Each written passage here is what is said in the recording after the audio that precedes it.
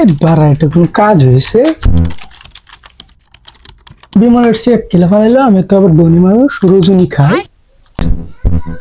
কে বাবু, দে টাকা তুলে দে। দাদু আজকে টাকা তোলা হবে না, সার্ভার ডাউন। আরে এটা কোনো ব্যাপার হচ্ছে? ছাড়বার নাই তো কি হচ্ছে, টাকা তুই তুলবি।